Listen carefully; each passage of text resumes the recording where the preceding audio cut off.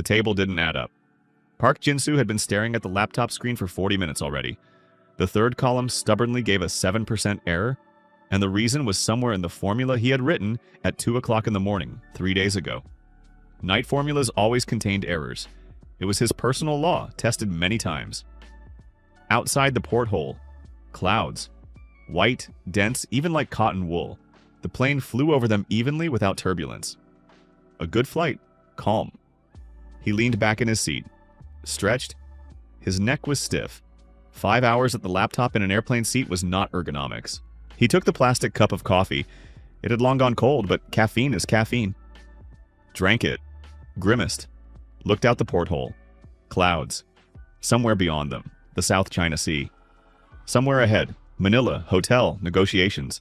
Another 3 days of business trip, and then Seoul again, office again, tables again.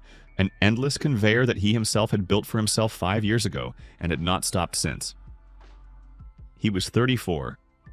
Sometimes in such moments, on planes between cities, in the gap between one task and the next, he thought, is this all I do? Fly, count, sleep 6 hours, count again?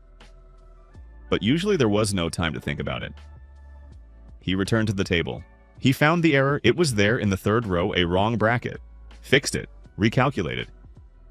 The table added up. Jin-soo closed the laptop with the satisfaction of a small task completed. Took the headphones. Chose something neutral. Jazz. Quiet. Closed his eyes. Thought he could sleep for an hour. A flight attendant walked past, the sound of a drinks cart, quiet conversation in the tail of the cabin. The monotonous hum of the engines, light rocking. He was almost falling asleep. And then the plane shuddered. At first it looked like ordinary turbulence. One sharp jolt, then a second. Jin-soo opened his eyes, removed the headphones. Nearby across the aisle, a man in a business suit put aside the newspaper and looked out the porthole with slight concern. An ordinary reaction to ordinary turbulence. But then the engines changed sound. It was imperceptible to most passengers. You had to fly many flights to feel the difference. Jin-soo flew often, too often. He felt it. The even hum became uneven. A pulsation appeared, irregular, alarming. He unfastened his seatbelt, then immediately fastened it back, automatically. In the speakers, a short click. The pilot's voice, calm, trained even. Ladies and gentlemen, we are passing through an area of slight turbulence. Please fasten your seatbelts and remain in your seats. Crew. The second blow was much stronger than the first. So strong that glasses fell from the folding tables. Someone screamed in the tail. The luggage racks rattled. The plane lurched to the right, noticeably strongly. Then silence of the engines. Not a decrease in sound. Exactly silence as if someone had turned it off. For several seconds, the entire cabin was silent. Passengers, flight attendants, everyone. They just kept silent and listened to the silence that should not have existed. Then the plane began to fall.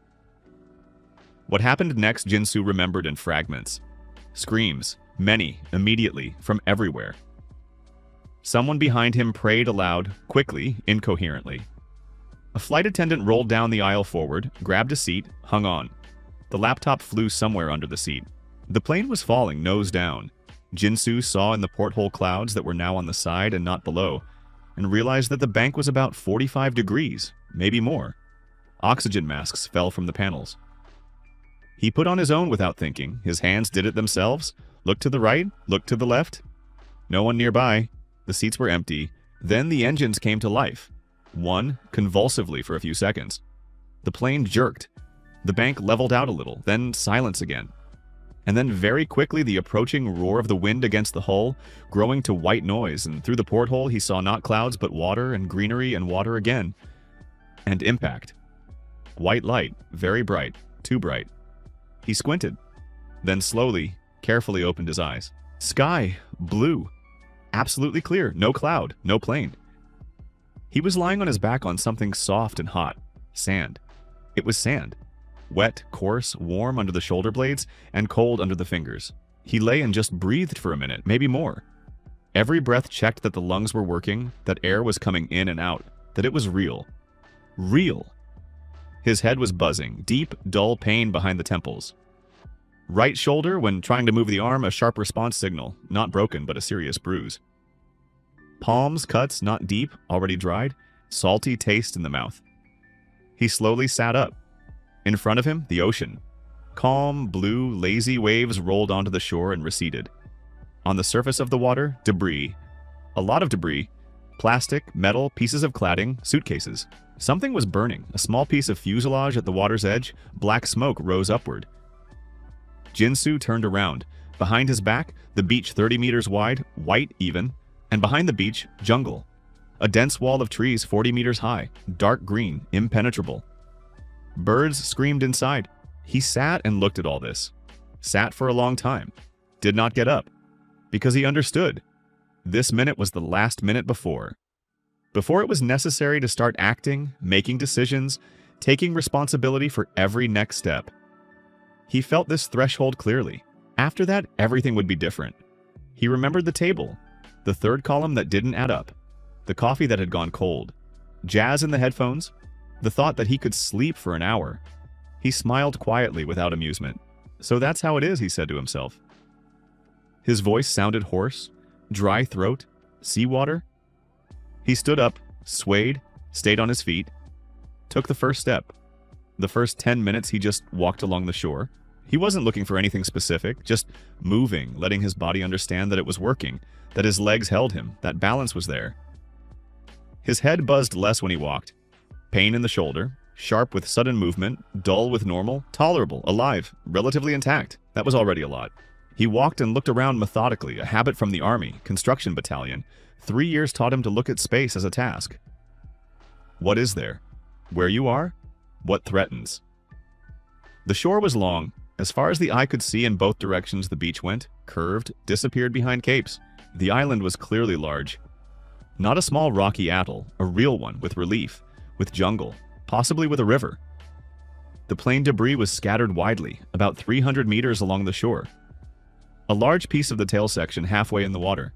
A separate wing almost intact lay like a monument. Seats, suitcases, pieces of plastic. Passengers' personal belongings. All this quietly swayed on the waves or lay on the sand. He hadn't seen people yet, neither living nor.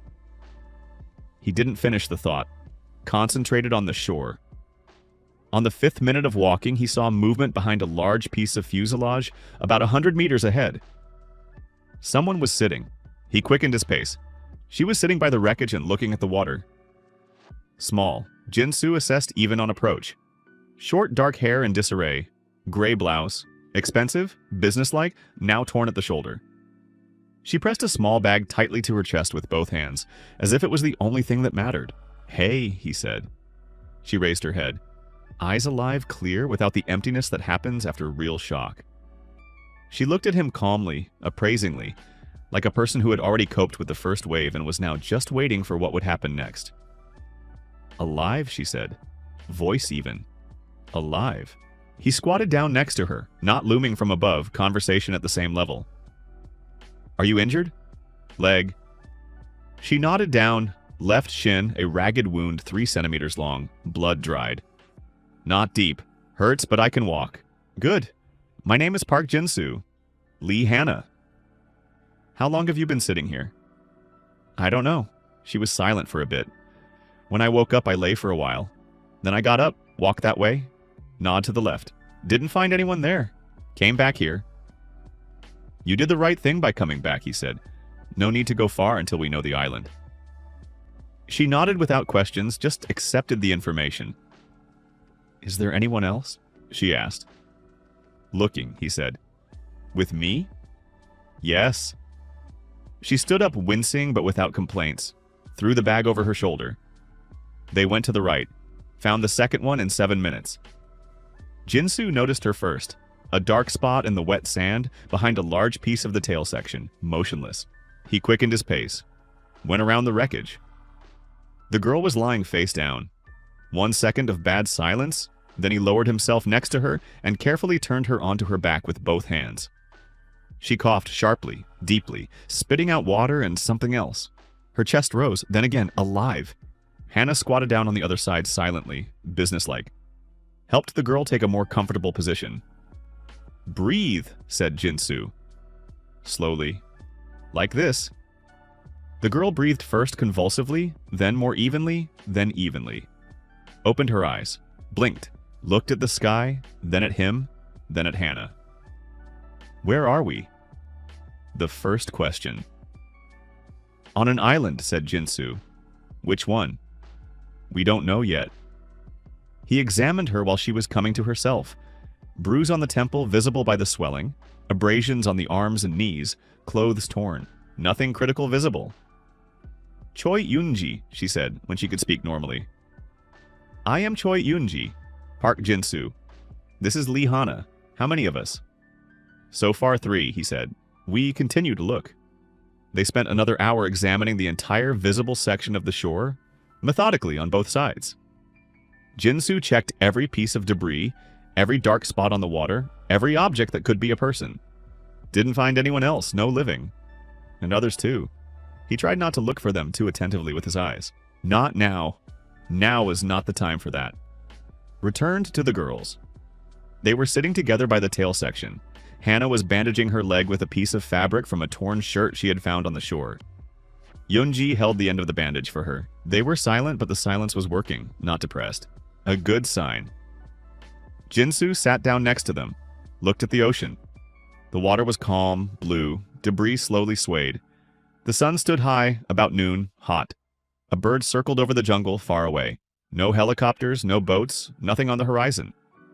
He took out his phone and turned it on. Charged 32%. GPS, no satellites. Network empty. Turned it off? Well, he said. Both looked at him. Tell me what you had with you. Everything that was in pockets, bags, anything.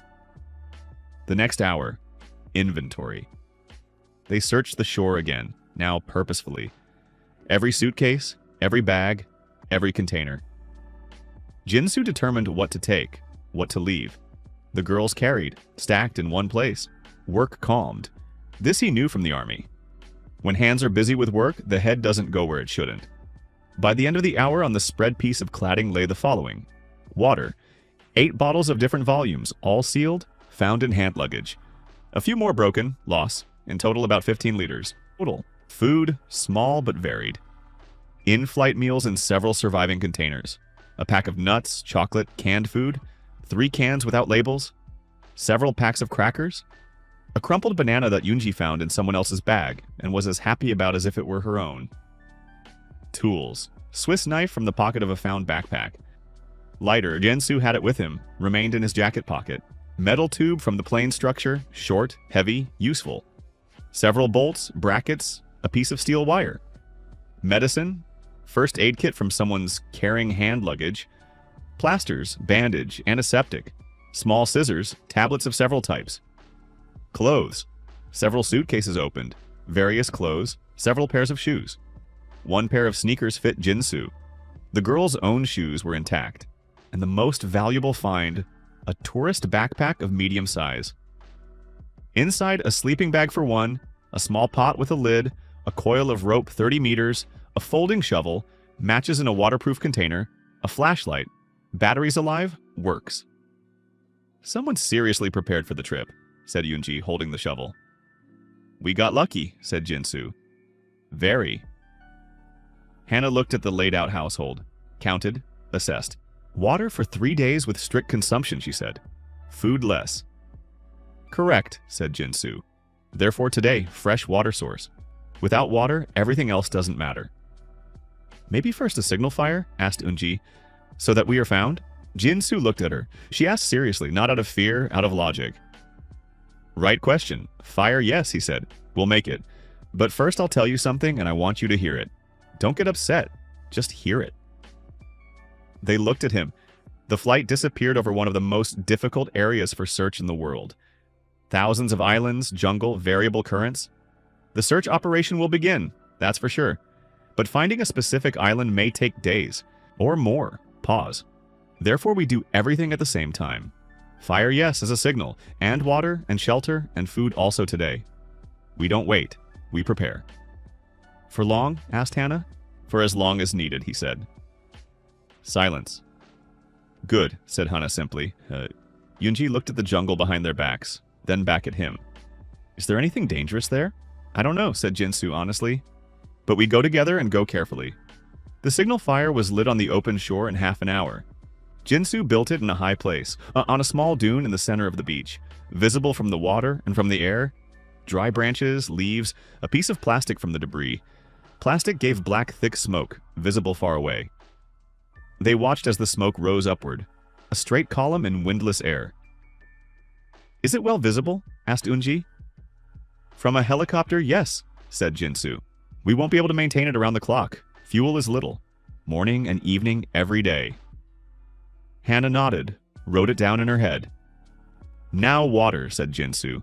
"Get ready." They went into the jungle, 3 of them. Jinsu in front with the metal tube in his hand. Not a weapon, just heavy and in the hand. Better than nothing. At the entrance to the jungle he stopped, stood, listened. Birds, many different voices high in the crowns. Insects, somewhere far away a monotonous sound similar to water. "Do you hear?" he said quietly. "What?" Eunji listened. "Over there." He pointed the direction. "Water. Or it seems to me." "It seems to me too," said Hannah. They went toward the sound. Slowly, Jinsu looked under his feet, carefully parted branches. Eunji held onto his shoulder, not out of fear, just the forest was dense and there was no path. Hannah walked behind quietly, attentively. She was generally quiet, Jinsu noted this, not silent, observing. But in 10 minutes they found it. A small stream, water clean, transparent, murmured over stones. Cold, he lowered his hand, felt it. Eunji immediately reached out to drink. "No," said Jinsu. "Boil first, it looks clean." "Looks," he agreed. "But there may be parasites here that are not visible. We always boil." She removed her hand. Without offense, he examined the place around the stream. Flat ground, trees around, the stream wide enough, 40 centimeters. It went deeper into the jungle. "Remember this place," he said. "Landmarks. This tree with a forked trunk, these 3 stones in a row. From the shore you go northwest about 12 minutes. How do you know where north is?" asked Eunji. "Soon," he said. "Noon, sun almost strictly above, slightly to the north. Standard for these latitudes." He scooped water into the pot, returned to the shore, lit a small fire, boiled it, poured into bottles. Slowly, hot, but correctly. They drank boiled water from the pot in turn, by mug. "The best thing I've drunk all day," said Eunji seriously. Jinsu almost smiled. The second half of the day went to the shelter. Spending the night under the open sky was not deadly, the weather was warm. But wrong. Dew at night, insects. And he didn't say this aloud. Unknown, what comes out of the jungle at night. He chose a place at the base of a large tail section of the plain. The metal structure gave a wall on one side and a partial roof. 3 sides open, but one wall was already better than 0. He closed the open sides with branches, palm leaves that he cut with a knife, a piece of cladding found on the shore. Rough, ugly, but functional. Eunji helped, carried branches, held while he fastened, worked without questions, diligently. Hannah took care of the food, opened canned food, laid out crackers, cut the banana equally. Without extra words, organized dinner from what there was. They ate when the sun began to set. Saved a little, but there was no hot and cold canned food with crackers seemed quite acceptable. Sat by the small fire, listened as the jungle darkened. Sounds changed, daytime birds fell silent, nighttime began. Something screamed far away, prolonged, unfamiliar. "What is it?" asked Eunji quietly. "A bird probably," said Jinsu. "Probably? Likely." She looked at the darkness behind the beach. "Do you think there are animals on the island?" "Almost certainly," he said. "The island is large, but most likely small birds, possibly monkeys, reptiles. There is nothing large predatory in this region." He didn't add the second half of the thought about the fact that animals were not the only thing worth fearing. Islands in this region were not all inhabited, but many. And not all this population was friendly to random guests. But that later. First survived the first night. "We sleep in turns," he said.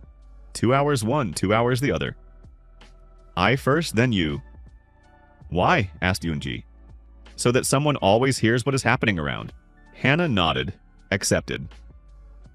Eunji too, after a second. Jinsu sat by the fire until the girls fell asleep. It took less time than he expected. Fatigue took its toll. Hannah almost immediately curled up neatly on the sleeping bag. Yoonji looked at the fire for a few more minutes, then closed her eyes. He sat and looked into the darkness. The ocean roared evenly. The jungle lived its nightlife. Rustles, bird cries, monotonous chirping of insects. Stars overhead bright, many, the sky here clean without city light. Jinsu sat and thought.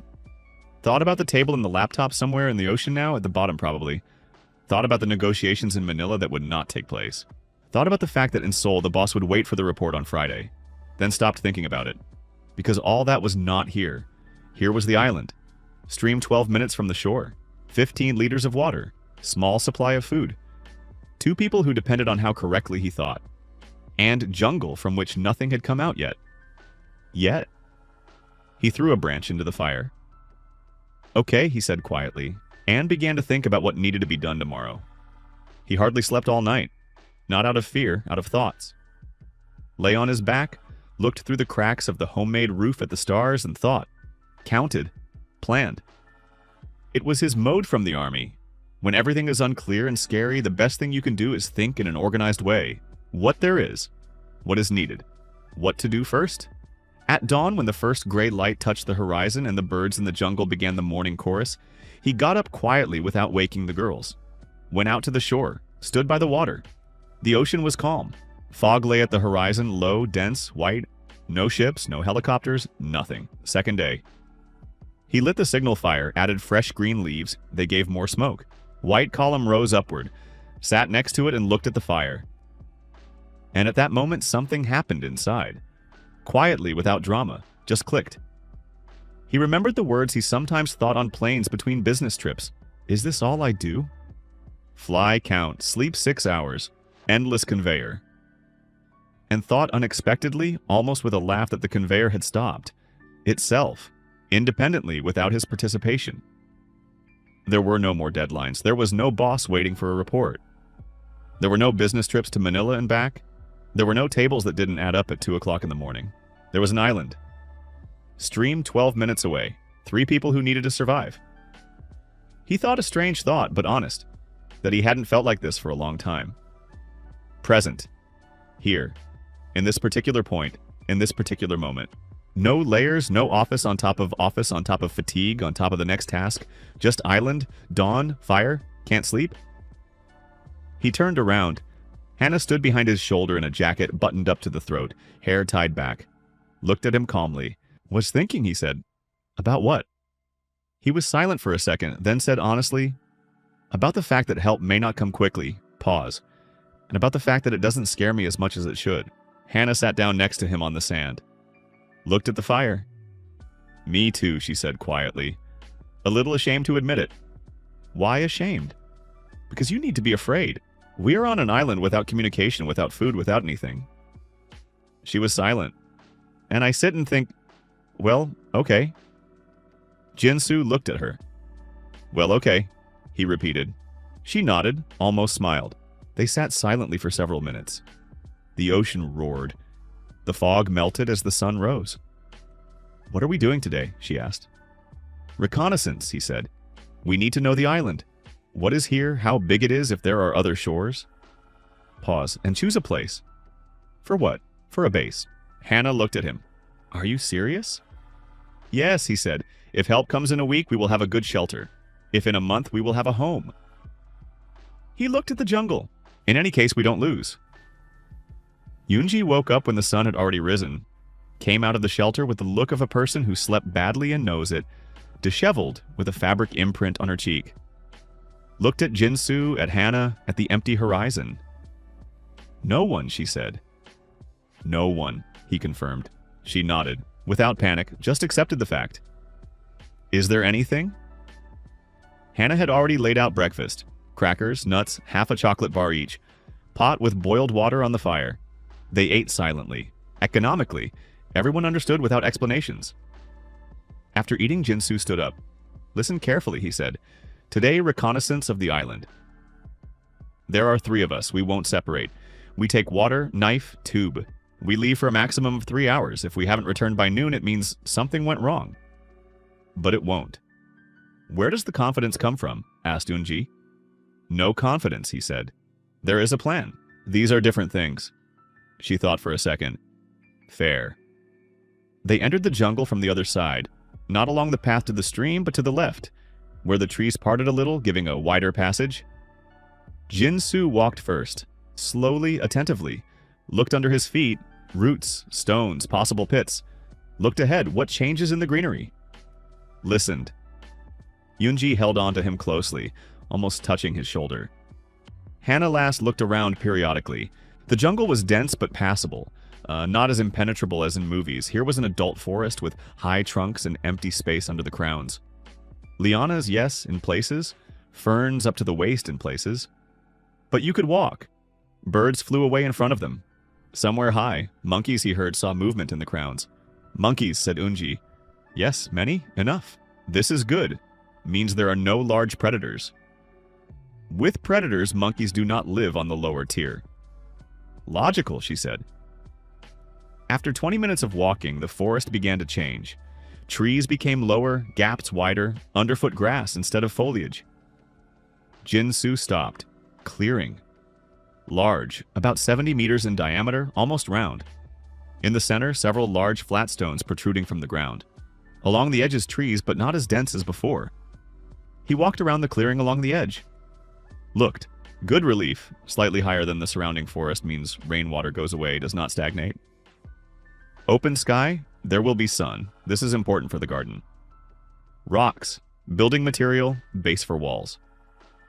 This is it, he said. What? Asked Yunji. Place for the base. She looked around, trees, clearing, stones. Here, in the middle of the jungle? Exactly because of that, he said. From the shore, 20 minutes walk. Far enough not to be seen from the water. Close enough to hear if ships come. Relief high, won't flood. Stones for walls. He looked at the trees along the perimeter, and forest around. Material. Hana stood and looked at the clearing. Thought. Stream far? She asked. 10 minutes from here, he said. Need to check the direction, but about that.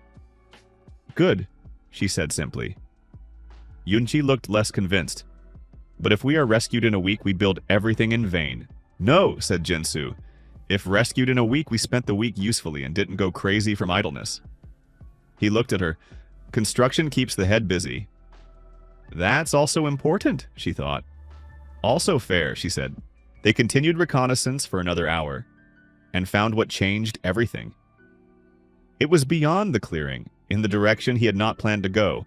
Hana noticed first. Just said quietly, without shouting, Jinsu. Look. He approached. On the ground, ash, old, long-standing, but clear. A circle of burnt ground 1.5 meters in diameter. Nearby stones stacked in a ring. Someone lit a fire here, regularly judging by how black the ground was. Not yesterday, not last week, but not 100 years ago either. He squatted down, touched the ash, cold, old. But above the ash, a gnawed bone. Small, animal, fresher than the ash. Means the place is still used, but there hasn't been a fire for a long time. Next to the stones, a piece of bark from a tree. On it, a drawing, made with something sharp, intentional. Jinsu was not an anthropologist, but the drawing was understandable without translation. Several figures, arrows, something angular that could be a dwelling or territory. Territory marking. These are people? Asked Yunji quietly. Her voice changed, became different. Yes, said Jinsu. Locals? Locals. They. She didn't finish. I don't know yet, he said. Stood up. But we'll find out. Pause. We leave here. The same way, calmly, without running. Hana was already turning around. They left quickly, not running, but walking quickly. Silent. Jinsu last, looked around, listened. The jungle was silent, but silent differently than before, or so it seemed to him. They stopped on the shore, caught their breath. Yunji was the first to break the silence. Maybe they are not dangerous. Maybe, said Jinsu, but you think they are dangerous. He looked at the jungle. I think I don't know yet, he said, but I will proceed from the worst, just in case. And what does that mean for our plan? Nothing changes, he said. The base is needed in any case. Maybe even more now.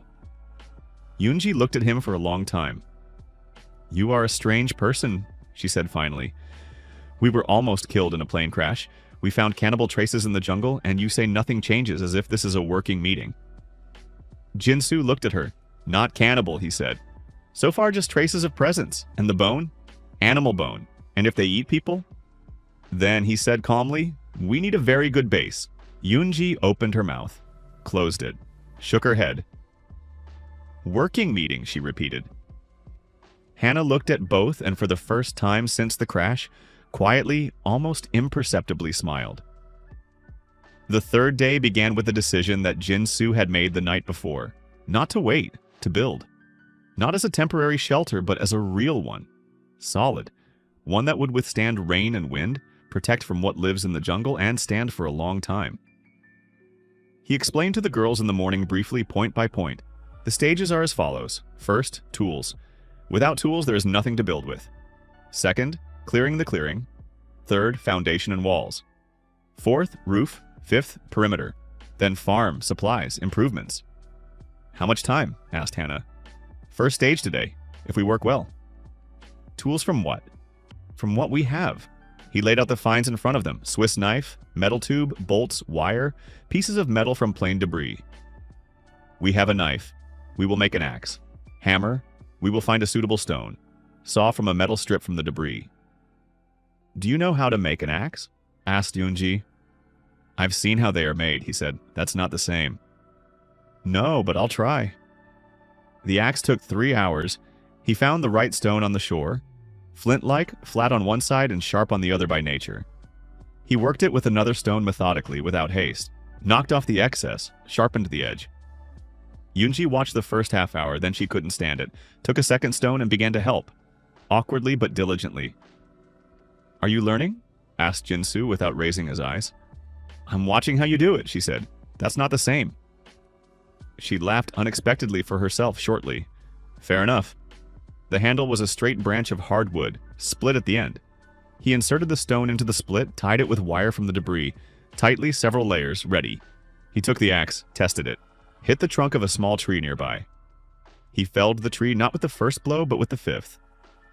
But he felled it. It works, said Hannah. It works, he agreed. All this time, Hannah was doing something else, methodically searching the remaining debris on the shore that they hadn't had time to examine. She brought several finds that turned out to be useful. A piece of aluminum cladding with a sharp edge that, when used correctly, worked as a scraper. Several meters of thick nylon rope from the cargo compartment.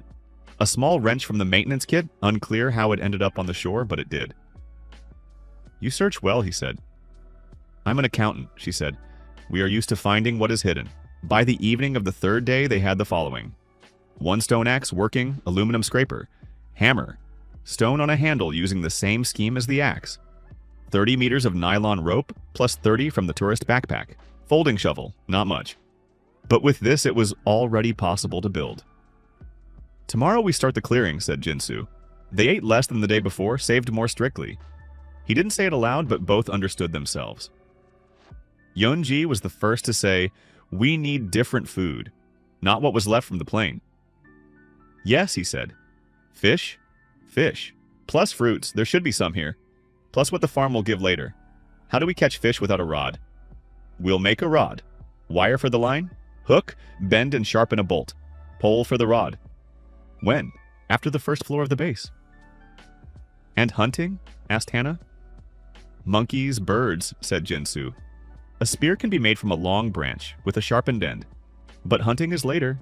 First a roof over our heads. Priorities, said Hannah, always. At night they took turns on watch again. This time he listened to the jungle especially attentively. Everything was quiet. But in the third hour of the night, far away, very far, in the very depths of the island he heard a sound. Rhythmic, low, similar to a drum. It lasted 5 minutes, then it died down. He sat and listened to the silence after. So they exist. So there are several of them. A drum is not one person, so they are far away for now. He threw a branch into the fire. Thought about the report the boss was waiting for on Friday. Smiled. The report can wait, he said quietly. And began to think about how to set up the walls. The fourth day. Work. Real, physical, from morning until dark. Jinsu explained the plan again, already in detail, with sizes and order. Not because the girls didn't understand, but so that all three saw one picture. The main house 6 by 8 meters. Wooden walls made of vertically dug logs tightly. Sloping roof, palm leaf, then external perimeter. A separate wall around the entire clearing 2 meters high. Between the house and the perimeter, working space. Here later the farm, workshop, place for fire. This is a lot for 3, said Eunji. Long, he agreed. But correct. Where do we start? With the trees. Cutting trees with a stone axe is not the same as with a chainsaw. It is slow, hard, and the first 2 trees Jinsu felled, spending so much effort that in the evening his hands almost didn't rise. But on the third he found the rhythm, not strength, technique, angle of the blow, use of the stone's weight, not muscles. He remembered how in the army the survival instructor, a small wiry warrant officer from Siberia, said, "Don't chop, swing. You don't need to break the tree, you need to rock it." He began to work differently. It became easier. Eunji cleaned the felled trunks of branches with the aluminum scraper and knife. Monotonous work, patient. She did it silently, focused, and did it well. Hannah dug with the shovel, made holes for the perimeter foundation posts, even deep, 60 centimeters. The soil here was soft, moist. By noon, 7 logs were ready. Enough for 1 span of wall, said Jinsu. Slowly, said Eunji. Normal for the first day. He looked at the 7 even logs, cleaned, ready. In the army with chainsaws and a crane, such volume would take an hour. Here, half a day. But it was their work, their tools, their hands. There was something right in that. Break, he said. Food, water, 10 minutes. They ate in the shade. They were silent. A pleasant silence of people tired from common work.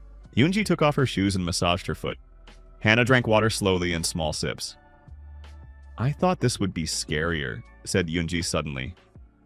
What? Asked Jinsu. All this. She waved her hand at the jungle, the clearing, the logs. I thought I would be in panic. Pause, and I'm like, I don't know, just working. That's normal, he said. Psychologically normal? Practically normal, he said. Panic is useless. The body knows this faster than the head. Hannah looked at him. Do you think so or feel so? He thought. Both, he said. After the break, they continued. In the second half of the day, they began to set the first posts of the house foundation perimeter. They dug the logs vertically into the holes, tamped the earth around, fastened them with horizontal crossbars of nylon rope and wooden wedges. By sunset of the first working day, 1 wall of the house foundation stood on the clearing. 4 meters long, 1 meter 20 high. A bit crooked, uneven, but it stood. Jinsu looked at it in the last light. 1 span, he said. Tomorrow 3 more, said Hannah. Tomorrow 3 more, he agreed. And then, in this silence of the tired evening, Eunji said, There was someone there. Both turned to her. She stood and looked at the edge of the clearing at the trees on the southern side. Her face was calm but different, attentive. Where? Jinsu asked quietly. There, between those 2 tall trees. She didn't point with her hand, she spoke quietly and looked straight ahead. A silhouette. Stood and watched us. Then disappeared. How long ago? Just now. Jinsu didn't look where she was pointing. He looked at the trees in the other direction, peripheral vision covering the entire clearing. No movement. Silence. The birds on that side were silent. Birds are silent where there has just been movement. We go to the shore, he said evenly. Collect the tools, go calmly, don't run. Did they see us? Asked Hannah. Probably, he said. And what now? He took the axe, put it on his shoulder casually like a working tool. Now we build faster, he said. The night passed quietly. Too quietly. That was exactly what was wrong. The jungle that screamed with birds and crackled with insects during the day fell silent by midnight. Not gradually, abruptly, as if someone had turned off the sound. Jinsu sat by the fire and listened to the silence. 30 meters of rope he had stretched the evening before quickly, before it got dark. Perimeter around the temporary camp on the shore? Not a wall, just stretched rope on stakes half a meter from the ground, with pieces of metal from the debris tied to it. If someone touches it, it will rattle. Primitive, but better than nothing. He looked at the fire and thought, silhouette on the edge of the clearing, 1. Stood, watched, left. Didn't attack.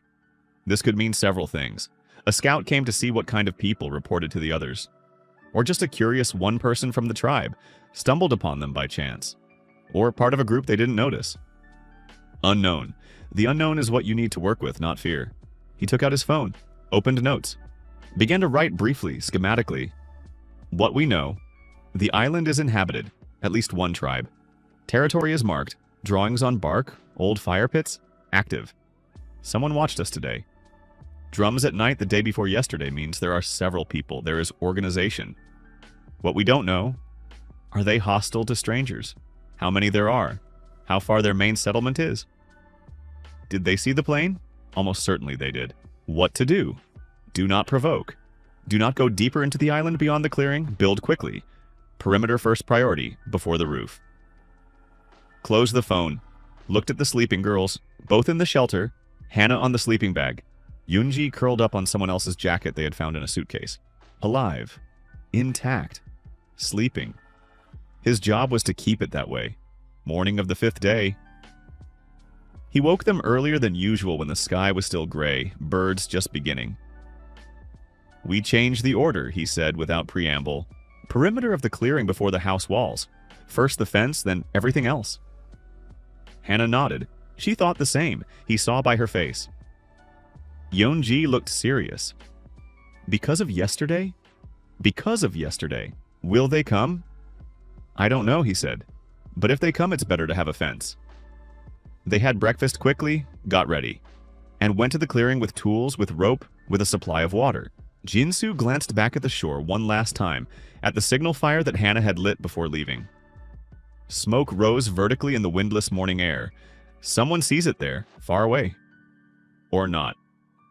He turned away and went into the jungle. The perimeter of the clearing was the main thing. Jinsu measured the clearing with steps. It was about 70 meters in diameter. Perimeter about 220 meters. That was a lot for 3 with a stone axe. Therefore not all at once. He chose a smaller inner perimeter, 50 by 50 meters. Enough for the house, working space, small farm inside. 200 meters of fence, realistic. He explained to the girls, they listened silently, nodded. We make the fence like this, he said. Vertical stakes sharp at the top, driven tightly into the ground, close to each other. Height 2 meters. Such a fence cannot be climbed quickly, cannot be broken with bare hands. 200 meters of such a fence, said Yoonji. That's a lot of stakes. A lot, he agreed. Let's count. Stakes 10 centimeters in diameter tightly means about 10 stakes per meter. 200 meters, 2,000 stakes. Yoonji looked at him. 2,000. Yes. With a stone axe. Yes. Silence. Okay, she said. Let's start. They worked by system. Jinsu cut trees, not big, not thin, medium.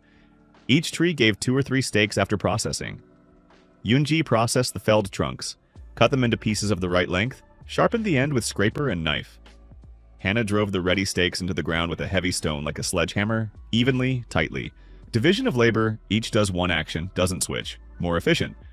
First hour, 15 stakes. Slowly. Second hour, 22. Better, found the rhythm. Third, 28. Yoonji sharpened the scraper sharper. Hannah found the right angle of strike. By noon, 80 stakes. 4 meters of fence stood. Not high yet. 1 meter 20, point sticking up. Jinsu looked and counted. 80 stakes in half a day. Need 2,000. That's 25 such mornings. Too long. Needed to speed up. He thought while they ate a modest lunch. Water, nuts, several crackers. The last crackers. After today, only what they find on the island. Need a different technology, he said. What? Asked Hannah. Weaving, he said. Look. He stood up, approached the edge of the clearing, found young flexible branches, thin, long, cut several, returned. Palisade of thick stakes is only the base, every half meter. Between them, horizontal poles, fixed. And on top, weaving from flexible branches. Like a basket, only big. He showed with his fingers how it looks, just as strong, but 5 times fewer stakes needed. Hannah looked at the improvised model. Will this hold if they push? Not a single blow, he said honestly. But to break through it will take time and tools. They most likely have wooden spears and stone knives. You won't break a woven fence quickly with that. Most likely, repeated Yoonji. Most likely, he agreed. She thought for a second. Change the plan?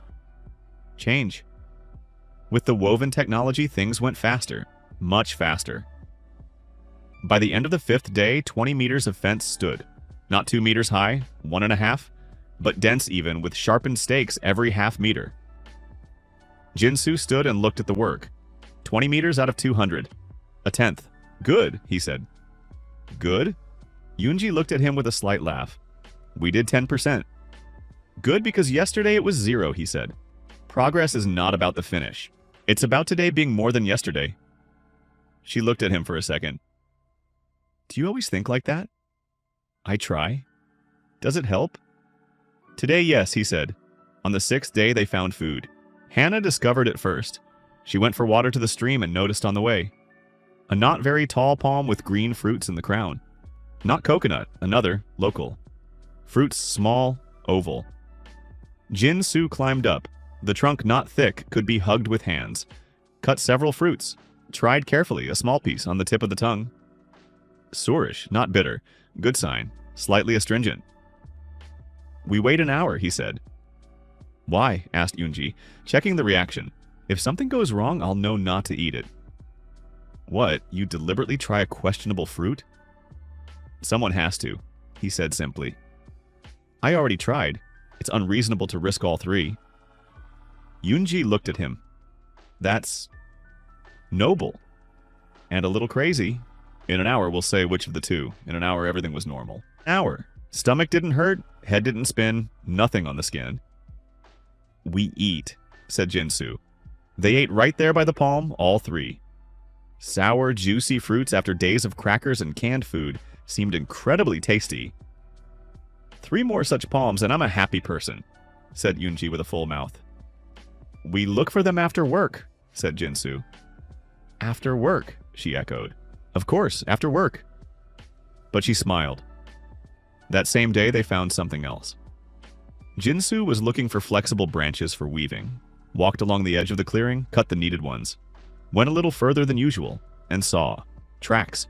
Fresh, ground moist, print clear, human foot, barefoot, no shoes. Size small, no more than 40th. One track, then another. Then they went into the jungle. He stood over the tracks and looked. Fresh.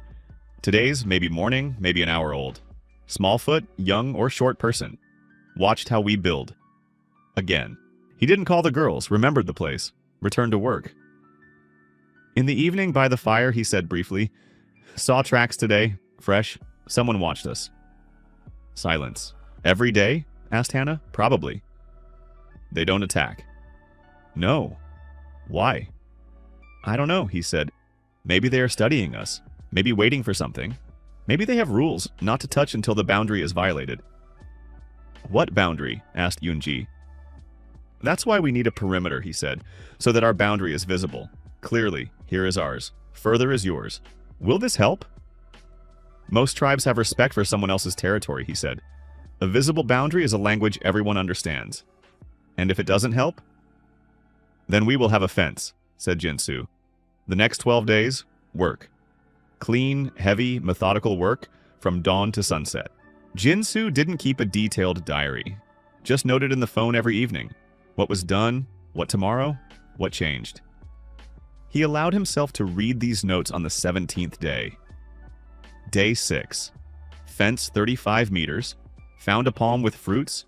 Tracks by the clearing. They are watching. Hannah started a fishing rod from wire. Yoonji learned to chop. Improvement in speed. Day 7. Fence 52 meters. First fish.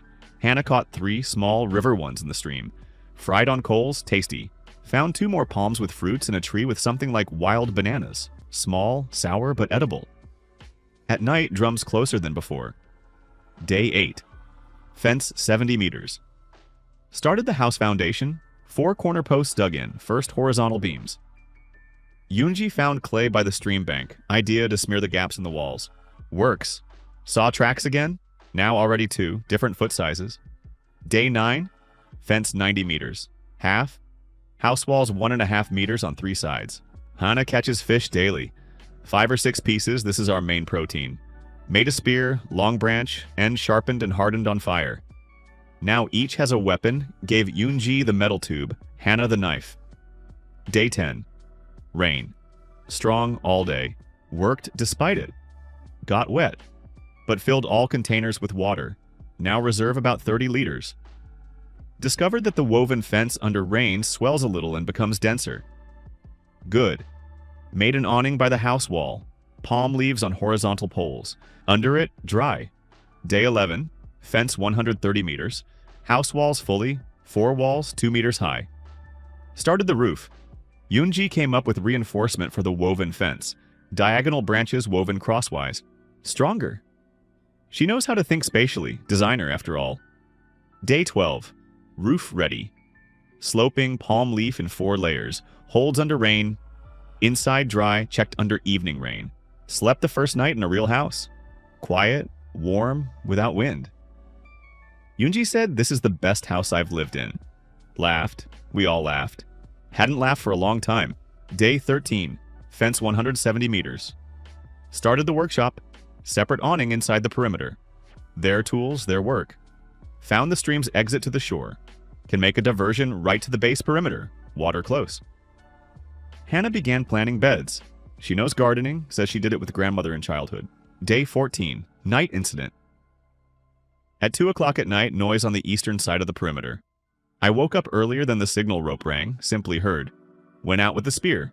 Dark. Heard movement in the bushes outside the perimeter. Stood and waited. Nothing happened. In about 10 minutes they left. In the morning by the eastern fence found a stuck spear.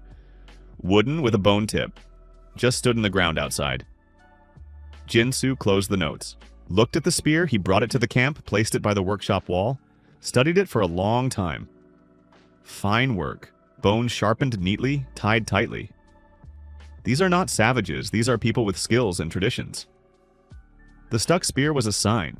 He had read about it once in some peoples. Left weapon means warning. In others, a challenge.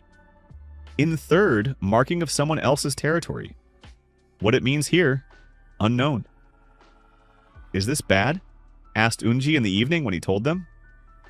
This is communication, he said. They are telling us something. What exactly, we'll figure out.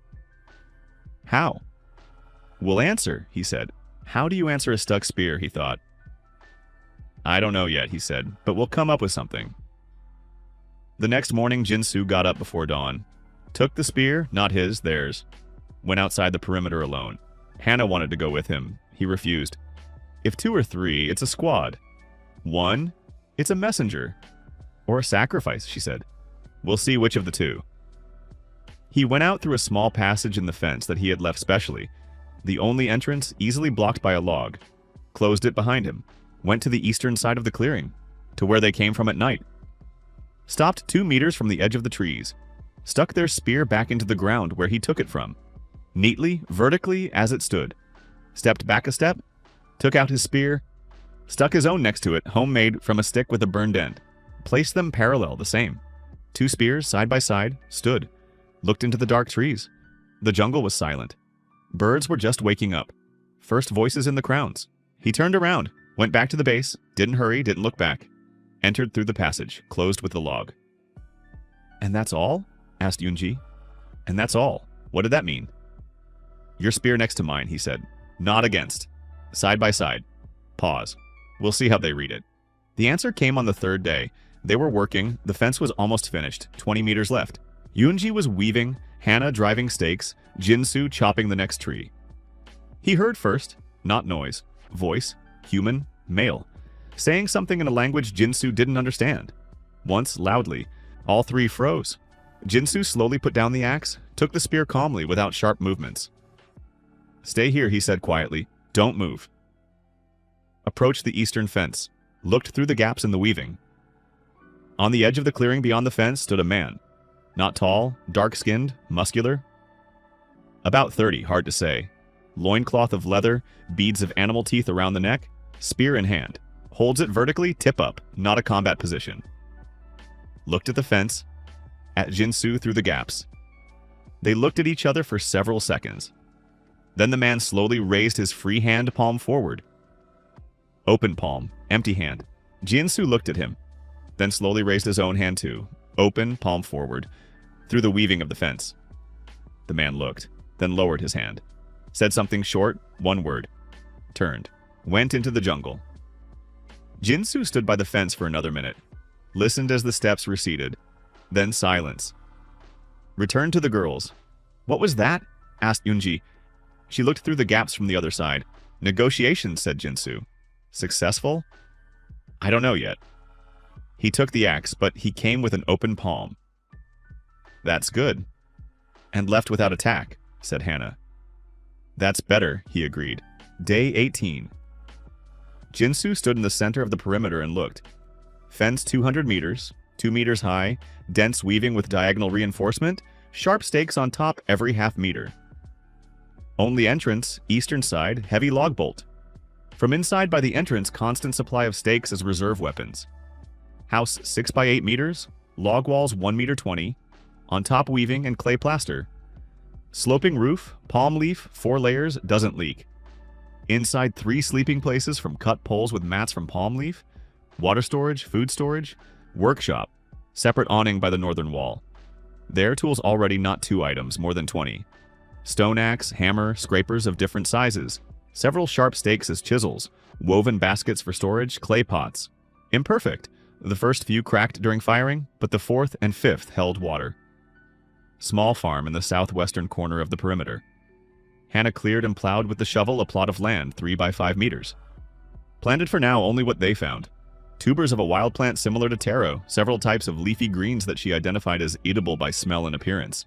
Watered from the stream that Jinsu had diverted to the base with a small ditch reinforced with stones.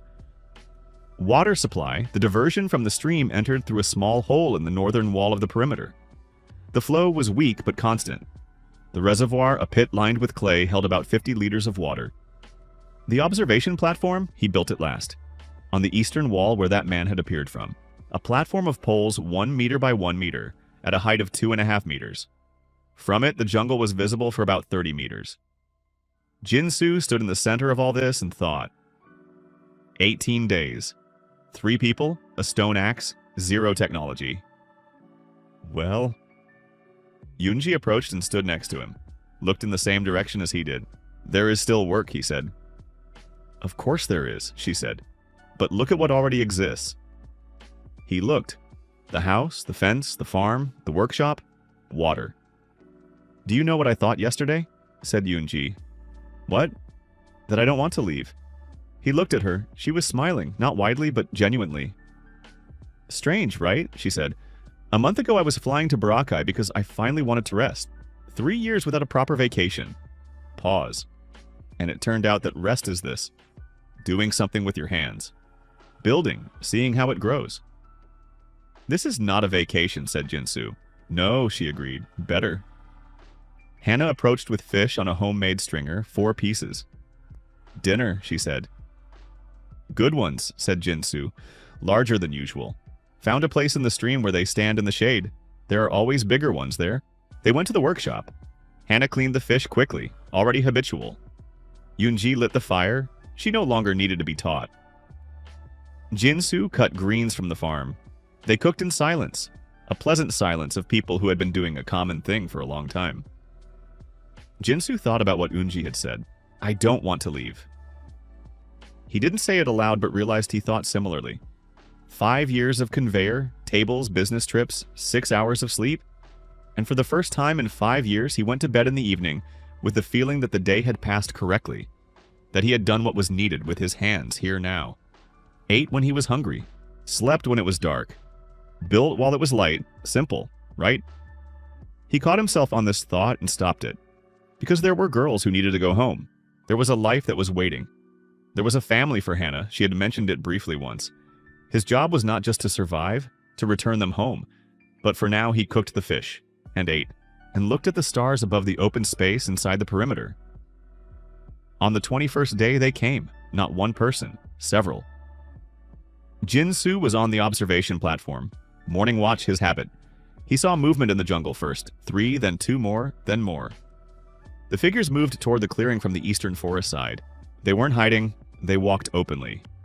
He descended, woke the girls quietly, briefly. They are coming, several. Eastern side. Take your weapons, stand by the workshop. There you are, visible from the entrance, but there is cover from the wall side. What will you do? Asked Hana. Meet them. Took the spear, approached the eastern entrance, removed the bolt slowly without fuss, opened it, stood in the opening. There were 7 of them. The same man who had come before was in front. Behind him, 6 more. Different ages, 2 young, almost children, all with spears. One had a bow over his shoulder. They stopped about 10 meters from the entrance, looked at the base, at the fence, at the house, at the workshop. Looked for a long time. Then the same man who had come before said something to his own. Briefly, one word, those lowered their spears, tips down. Jinsu slowly lowered his. The man took a step forward, stopped, pointed with his hand at the base, then at himself. May I enter? Jinsu thought for a second, then stepped aside, clearing the passage. The man entered, alone. The rest remained outside. He walked around the perimeter of the base slowly, looked at everything, touched the house wall with his fingers, checking the weaving, looked at the pots in the workshop, at the shovel, at the fish that Hana had hung to dry on a rope under the awning yesterday. Yoonji and Hana stood by the workshop. Yoonji held the tube, Hana the knife, but calmly, without threat. The man approached the farm, squatted down, looked at the greening sprouts, then raised his gaze to Hana, said something. Hana looked uncomprehending. He is asking about the plants, said Jinsu. Not because he understood the words, but because he read the gesture. What is this? How do you know? Asked Unji. By the way he looks. Hana squatted down next to the man by the bed, showed with her hands how she had planted, how she watered, how the sprout came out of the ground. The man looked attentively, then for the first time nodded, stood up, looked at Jinsu, said something slowly, syllable by syllable, as if he understood they wouldn't understand but spoke anyway. Then turned, went to the exit, stopped at the opening, looked back, open palm again. Jinsu answered the same. The man left. His people followed, dissolved into the jungle silently and quickly. The 3 stood inside the perimeter and looked at the empty entrance opening. What was that? Asked Yoonji. An agreement, said Jinsu. What kind? I don't know exactly yet, he said, but he came without a weapon in his hands, left without threat, looked at us, at how we live. Pause. This is reconnaissance. But peaceful. They won't attack? Not now, he said. Why? Jinsu looked at the jungle. Because we showed that we can build, he said. Can grow food, can make tools. Pause. For any tribe, such people are more useful alive than dead or as food. Silence. This is cynical logic, said Yoonji. Working, said Jinsu. He closed the entrance, lowered the bolt, turned to the base. We expand the farm, he said. If they saw the garden, then this is an argument. The more we plant, the stronger the argument. Hana was already going for the shovel. The calm lasted 7 days. Visits became regular. The same man, sometimes with 1 or 2 people, came to the perimeter. Didn't enter anymore, just stood outside, looked. Sometimes left something at the entrance. Once a fruit they hadn't seen before, once a piece of rope from some fiber stronger than their nylon. Gifts? Exchange? Signs? Jinsu accepted, left something of his in return. Once a clay pot, crooked but working.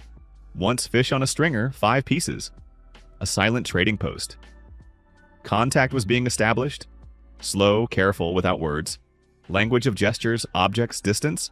And then on the 28th night, others came. Jinsu woke from the sound. Metallic ring, signal rope at the western wall. Then again. Then silence. He lay for a second without moving. Listened. Rustle outside the perimeter, western side, where the forest came closest to the fence. Not those who had come before. Those came from the east. Always. He got up silently. Took the spear.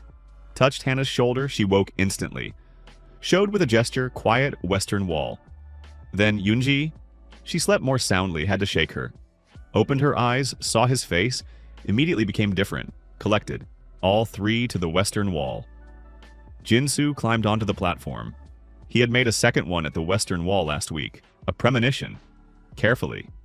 Looked down over the top edge of the fence. Dark. Moon behind clouds. But he could make out. 2 outside by the fence. One felt the weaving with his hands, looking for a weak spot. The second stood behind him, looking toward the east, not toward the base. Look out. They work in pairs, the jungle behind them dark. How many more there? Unknown. Jinsu didn't shout, didn't warn. Thought quickly. If they left quietly, nothing happened. If they found a weak spot, they would return with a larger group. Couldn't just wait. He descended from the platform, quietly told the girls. 2 outside, western wall, feeling the fence. Pause.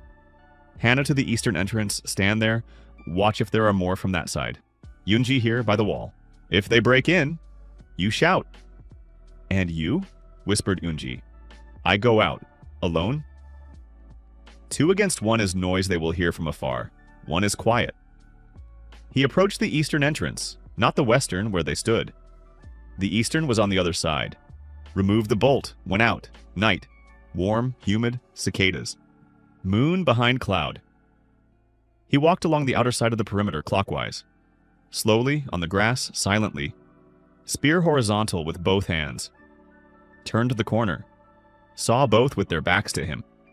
The one feeling the fence had found a place where the weaving was weaker. Pulling. The second looked in the other direction. Jinsu took 3 steps forward. Hit the first on the back of the head with the spear shaft. Not the tip, the butt. Dull blow, strong enough. That one fell without sound. The second turned around. Saw Jinsu. Spear at his throat, tip a centimeter from the skin. Pause. The man looked at him. Young, 18 to 20. Eyes wide with surprise. Spear in hand, but not raising it. Drop it, said Jinsu quietly. That one didn't understand the words, but understood the intonation, understood the spear at his throat. Slowly lowered his weapon, placed it on the ground. Jinsu looked at him. Then one movement, stepped back a step. Removed the spear, showed an open palm. The man looked, then lifted his comrade. That one came to, shook his head. Alive, intact, just stunned. Both looked at Jinsu. He pointed with his hand toward the jungle. Go. They left. Quickly, almost ran. He stood outside the perimeter and listened as the steps faded. Then picked up their spear from the ground. Returned to the eastern entrance. Entered. Closed the bolt. The girls stood inside. Both looked at him. All done? Asked Yoonji. All done. You went out alone at night to 2 armed men. Yes, and? They left. Yoonji looked at him for a long time. I want to say, she said slowly, that in the last 4 weeks you haven't done anything once that I would have advised doing. And you haven't been wrong once. Yet, he said. What does yet mean? Means we don't relax, he said. Tomorrow we strengthen the western wall. Hannah was already going back to bed. I thought you'd say that, she said over her shoulder. Morning of the 29th day. Jinsu sat on the observation platform and looked at the horizon. The ocean calm, blue. The signal fire on the shore burned. They maintained it every morning and evening without exception. Smoke went up. No ships, no helicopters, almost a month.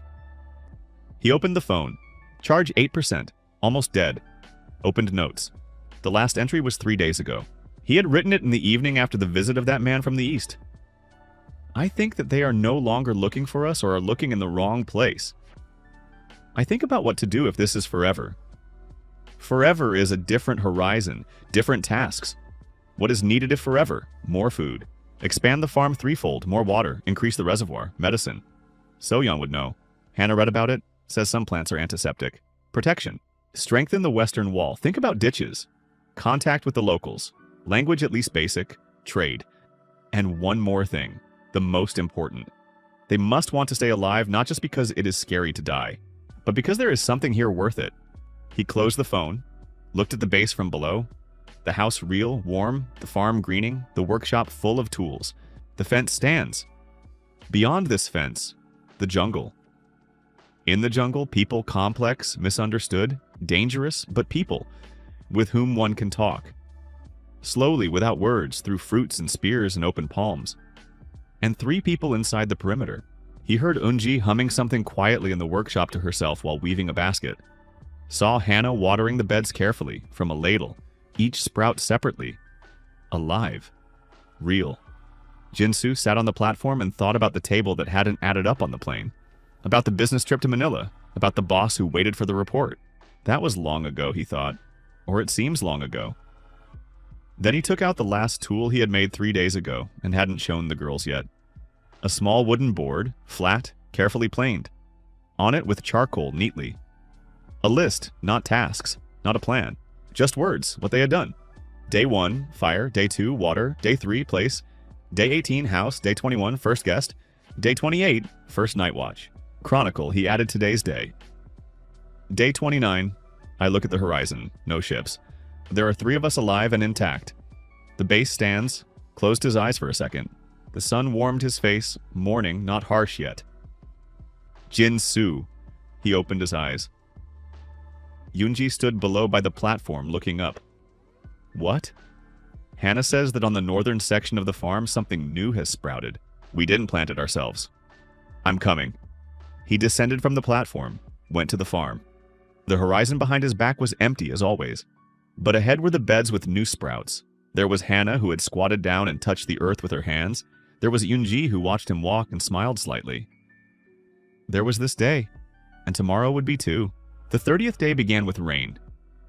Not an ordinary tropical downpour that lasted an hour and left, a real prolonged one from the night. Jin-soo woke at 4 in the morning from the drum beat on the roof and realized it would last long. Lay and listened. The roof held, 4 layers of palm leaf laid overlapping like tiles, inside dry. Walls not leaking, the clay plaster they had applied 3 times, each layer thinner than the previous, worked. The first real test for the house. The house passed. He got up, approached the door, opened it, looked. The yard inside the perimeter, puddles but no flooding. The relief he had calculated correctly, water went to the northern corner where he had made a small drainage channel. The farm covered with an awning of leaves that Hannah had come up with herself last week. The workshop under the awning, dry. He closed the door, returned. Yoonji wasn't sleeping, lay with open eyes looking at the ceiling. Do you hear? She said quietly. What? The rain, but not on us. He understood. She meant the rain outside, them inside. The difference that a month ago it was impossible to feel because there was nothing to compare it to. Good house, he said. Very good, she agreed. Hannah behind the partition. They had made a partition from weaving, divided the space into 3 parts, each had their own part already moving. It was audible how she got up, put on shoes. Need to check the farm, she said without entering. Covered, said Jin-soo. Lie down some more. Pause. Don't want to lie down.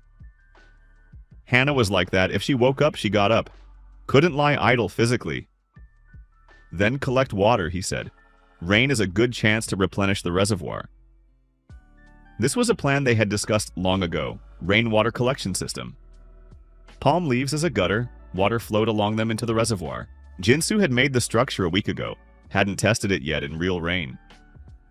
Hannah went out. He heard her steps, then the sound of water filling the reservoir faster than from the stream. It works, she shouted from behind the door. I know, he said. Yoonji laughed quietly but heartily. You always say I know like that, as if you never doubt. I doubt, he said, just silently. What do you doubt? He thought. About the western wall, he said. It is weaker than the eastern. Those 2 at night found it in a minute. Means they are smart enough. They will return with a larger group and find it again. When will we strengthen? After the rain. Silence. Only rain on the roof. Jin-soo, said Yoonji. Yes. Can I ask a personal question? You can. Do you think about what was before? Before the island? He thought for a second. Sometimes. Do you miss it? Long pause. Some things, he said honestly. Hot shower, normal coffee, books, pause. Not the work. Really? Work was a way not to think about not having time to live, he said. Here there is no time not to think. Here you live and do everything at the same time. Silence. That's the smartest thing you've said in a month, said Yoonji. In a month I said a lot of smart things. No, usually you say practical. This is different. He smirked. The rain went until noon. On the 32nd day that man came again, alone, as usual. But this time he brought something different. Not a fruit, not rope. He brought a child. Small, about 7 years old, no more. A boy, dark-haired, looked at the base with huge eyes. Held the man's hand tightly, but not out of fear, out of curiosity. They stood at the entrance. Jinsu looked at them from the platform. "What does this mean?" asked Eunji from below quietly so they wouldn't hear outside. "I don't know," said Jinsu. "But you don't take a child with you to a hostile meeting." He descended, approached the entrance, opened it. The man stood as always calmly, looked at Jinsu, then lowered his gaze to the boy, said something to him quietly. The boy stepped forward, one step straight to Jinsu, raised his hand. In his hand a fruit, small, yellow, unfamiliar, held it out. Jinsu squatted down to be at the same level as the child, took the fruit, looked at it, then at the boy. The boy said something, a short word, pointed at the fruit. "Is that the name?" asked Jinsu to himself. Repeated as best he could, approximately. The boy looked at him, then unexpectedly laughed, almost soundlessly but genuinely, covered his mouth with his hand. Jinsu had pronounced it wrong, funny, and the child felt it. The man behind the boy also changed, corners of his lips, not quite a smile. "Again," said Jinsu to the boy. That one repeated slower, clearer. Jinsu repeated. The boy nodded. Correct. Jinsu stood up, looked at the man, showed a gesture to the base. "Come in." Waited. The man looked, then nodded. Both entered, the man and the boy. The next 2 hours changed everything. The boy's name, as far as Jinsu could make out, was Rano, or something close to that. He was curious without fear, walked around the base, touched everything with his hands, asked questions no one understood. But by intonation it was clear they were questions. Yoonji took care of him immediately, sat him down, gave a clay bowl and a stick, showed how to mold. Rano looked for a second, then began himself. Concentrated, tongue out. The man, his name, as they understood later, was Toa, sat by the workshop and watched Jinsu work. That day, Jinsu was making a new tool, wooden rake for the farm, tines from branches. Worked slowly on purpose, showed every step. To observed, then held out his hand, gesture give. Jinsu handed it over. Toa took the rake, held it, felt the balance, touched the tines, then said something questioningly. Jinsu didn't understand the word. With a gesture asked what exactly was unclear. Toa pointed at the tines, how they were held. The rope with which Jinsu had tied them to the base. "Fastening," said Jinsu in Korean. Showed how, slowly, step by step. A special knot that held better than simple winding. To looked, nodded, then took the end of the rope and repeated the knot. Faster than Jinsu expected, more precisely. "Good," said Jinsu. Toa looked at him, said something. Jinsu didn't understand, but the intonation was like, obviously. Hana all this time sat opposite Toa at a distance, not interfering, and did what she knew best, observed and recorded. She had no paper, but there was a piece of light bark and charcoal. She recorded words. Every word that To or the boy said she wrote down in Korean phonetics next to a small drawing of the object. By the end of 2 hours, she had 23 words. When To stood up to leave, she approached him, showed the bark. He looked at the signs uncomprehendingly. She showed this sign, this object, pointed at the pot, showed the sign she had written for pot, pronounced their word. Toei looked, then pointed at the pot, said their word. Hana repeated exactly. Toa looked at her differently, more attentively, pointed at the knife, said the word. Hana recorded, repeated. He nodded, pointed at the fire in the hearth. Word. "She is learning the language," said Yoonji quietly. "Yes," said Jinsu. "In 2 hours." Starting to learn, he corrected. "This is a dictionary. Language is grammar." "She will learn grammar too," said Yoonji confidently. Toa and Rano left when the sun began to set early, before sunset. Toai stopped at the exit, as always. Open palm. Then added something new, a word he hadn't said before. Hana immediately recorded it. They left. "What did he say?" asked Yoonji. "I don't know yet," said Hana, looked at the record, "but tomorrow I'll find out." The next 10 days, Hana learned the language. Not metaphorically, literally. Every visit from To, and he now came every other day, sometimes with the boy, sometimes with someone else. Hana worked. Recorded, repeated, checked. On the 3rd day, she pronounced the first phrase, simple of 2 words. To stopped. Looked at her, said something long quickly. She raised her hand, stop. slower. He repeated slower, word by word. She recorded. On the 5th day, dialogue. Primitive of 5 or 6 words from each side, but dialogue. Jinsu observed and thought that this resembled an engineering task. Find the system, find patterns, build a structure.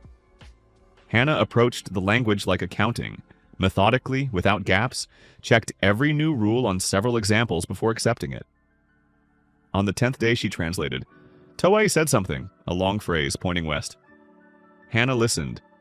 Then slowly, without rushing, he says, there on the west of the island, there is another tribe. Pause, checked something in her records. They are not like his people. Another pause. I don't understand one word, either dangerous or wild or evil. Something like that. All three looked at Toa. He looked west, to where the night guest had come from.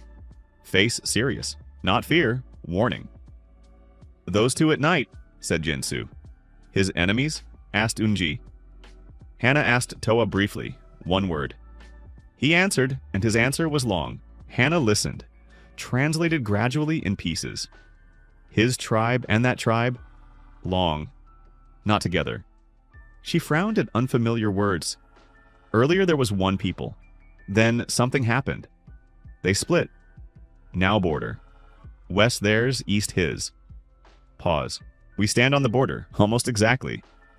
Silence. And what will happen to us? Asked Yunji. Hana asked. Toa answered briefly, one word. Depends, translated Hana. On what? Again question, again answer.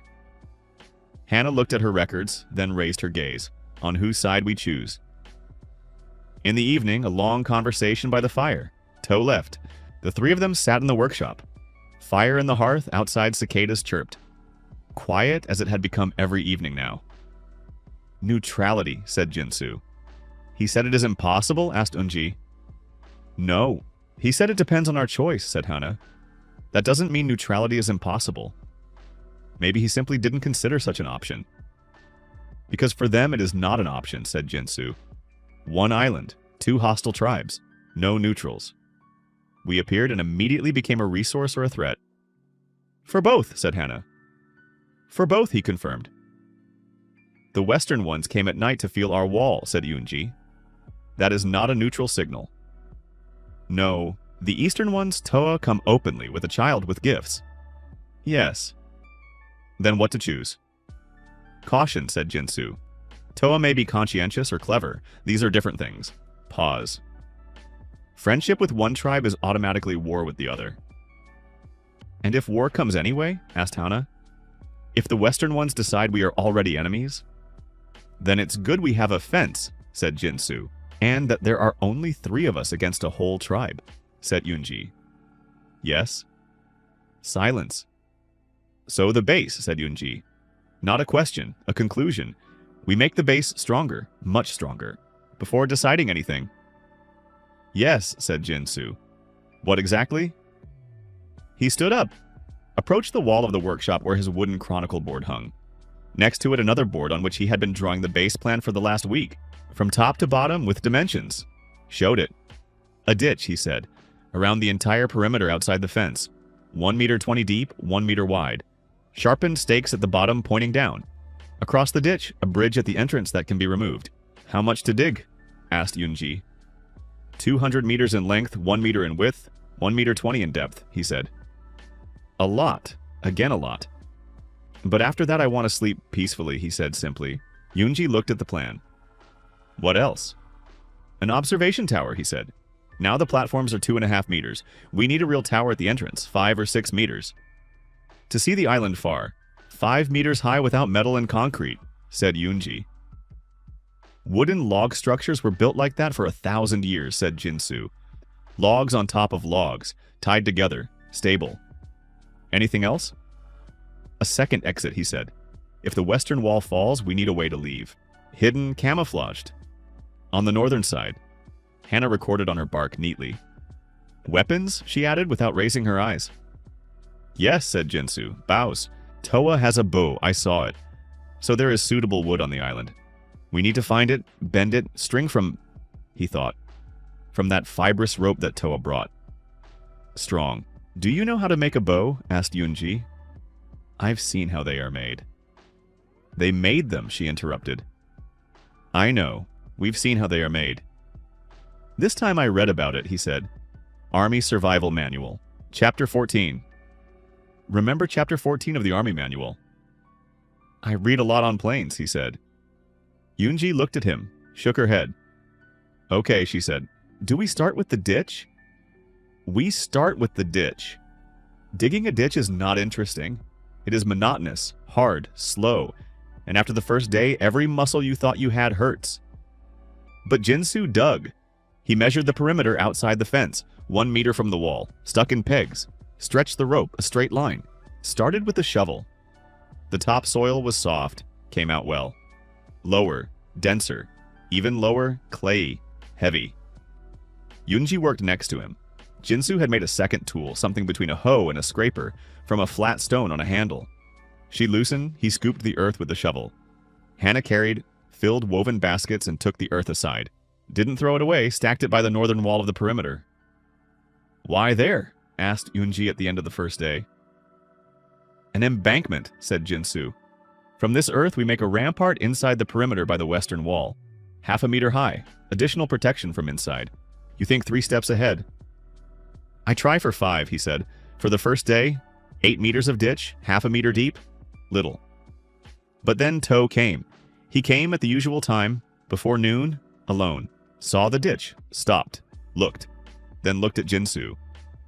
Said something, Hana translated. Why the pit? Protection, said Jinsu. Hana translated. To looked at the ditch, at the depth, at the direction, asked something else. From whom protection? Translated Hana. He knows. Jinsu thought for a second. From everyone, he said. Hana translated. Toha looked at him for a long time, then said one word briefly. Smart, translated Hana. The next day, To came with 3 people. They brought tools, stone, but good, better than what Jinsu had made himself. Sharp hoes, something like a spade with a wide flat stone. Stood next to them, started digging. Yunji looked at this, at the people from the tribe who calmly worked next to them, and said nothing. Only once quietly to Jinsu. Did you plan this? No, he said, but not surprised. No. Why? Because smart people like smart things, he said. And a ditch is a smart thing. They understand why. With 5 additional people, the ditch went faster. Much faster. In 5 days, 200 meters, 1 meter 20 deep. Ready! Jinsu stood by the finished ditch and looked. To stood next to him. Good, said To in his language. Good, agreed Jinsu. They looked at the ditch together. Then Toa said something, longer than usual. Hana listened, translated slowly. He says, the western ones saw how we were digging. Pause. He says they, are angry. That word. Another pause. They will come soon. Not 1 and not 2. Many. Silence. When? Asked Jinsu. Hana translated. Toei answered. He doesn't know exactly, said Hana. Says in a few days, maybe earlier. Jinsu looked at the ditch, at the fence behind it. At the tower they had started 3 days ago. 4 meters so far, not finished. We need to speed up, he said. The tower? Asked Yunji. The tower, the bridge across the ditch, the bow? The bow hasn't been made yet. We start today. To listened. He didn't understand the words, but understood the tone. Said something to his 3 people. They nodded. What did he say to them? Asked Yunji. Hana asked. He said she translated slowly that they are staying to help. Everyone looked at Toa. He looked at Jinsu openly, directly. Jinsu looked at him. Ally, he thought. Not neutrality. Ally. He nodded to Toa. Toa nodded back. Okay, said Jinsu. We build the tower. The tower grew in 3 days. 6 meters, 4 powerful posts at the corners, horizontal crossbars every 1.5 meters, ladder rungs on the eastern post. At the top, a 2x2 meter platform, railings from poles. Simple roof from rain. From a height of 6 meters, the whole island was visible in a radius. Jungle, shore, a piece of western sky above the crowns. Jinsu made the bow on the 2nd day. Wooden from a young trunk that To himself pointed out, string from the fiber of the plant that grew by the stream bank. Arrows, thin straight branches, end burned for hardness, fletching from bird feathers found on the shore. At first he shot poorly. The arrow went sideways, not there. But his hands remembered quickly. Army shooting, different weapon, but the principle the same. Stance, breathing, aiming point. By the evening of the second day, he hit a tree trunk from 20 meters. Yoonji watched. Do you want to teach us? Yes, now? Now. Yoonji took the bow awkwardly, gripped too high, held the string wrong. Like this, he corrected her hands. Lower. Bend your left elbow a little, pull to the cheek, not to the chin. She shot. The arrow went 3 meters to the side. Nothing, he said. This is nothing? This is the first shot. Pause. Shoot again. Hannah, she took the bow as if she had held it before. Set her feet, drew, aimed, shot. The arrow hit the tree, not the center, but the tree. Have you shot before? Asked Jinsu. From a crossbow. At a corporate event, she said calmly. Once? That was enough, he said. In the end, he made 3 bows, for himself and the girls. 20 arrows for each. Not many, but enough for defense. The bridge across the ditch, drawbridge from poles, on rope. Lowers from the entrance, raises from inside. Tow helped. His people knew how to work with heavy wood. On the 42nd day, the base looked like this. 200 meters of woven fence 2 meters high. Ditch outside 1 meter 20 deep with stakes at the bottom. Drawbridge at the only entrance. Tower 6 meters, visible far. Earthen rampart by the western wall 1/2 meter, additional internal protection. Hidden exit on the north, camouflaged in case of retreat. The house warm, dry, reliable. The farm expanded, 3 kinds of food growing. The workshop full of tools, constant water supply. Food reserve for at least a week. And 4 people from Toe's tribe inside the perimeter. Voluntarily, silent, working, useful. Jinsu stood on the tower in the evening of the 42nd day. Looked to the west. Sunset painted the sky above the jungle orange. Quiet. Too quiet. Birds in the west weren't singing. They had fallen silent an hour ago. He descended. Tonight, he said. Hannah looked at him. How do you know? The birds, he said. Western side have been silent for an hour. Something is moving in that forest. Yoonji calmly, without panic, took the bow. Checked the string. What do we do? We remove the bridge, he said. Toe and his people to the eastern side. We on the tower and on the rampart by the western wall. No one sleeps. He passed it to Hannah. She translated to Toa. Toa listened, nodded, said something short to his own. They stood up without extra movements, took their weapons. Stood by the eastern wall facing outward. Raised the bridge. Closed the entrance. Put out the fire in the hearth. No need to show where they were. Night covered the island. Jinsu sat on the tower, held the bow, looked to the west. Yoonji below by the rampart, a quiet shadow indistinguishable. Hannah by the eastern wall next to Toa's people. They waited. The jungle was silent. Then far away, about 100 meters, a branch cracked. Then another. Then many steps at once. Jinsu inhaled. Exhaled. Placed an arrow on the string and began to wait for dawn.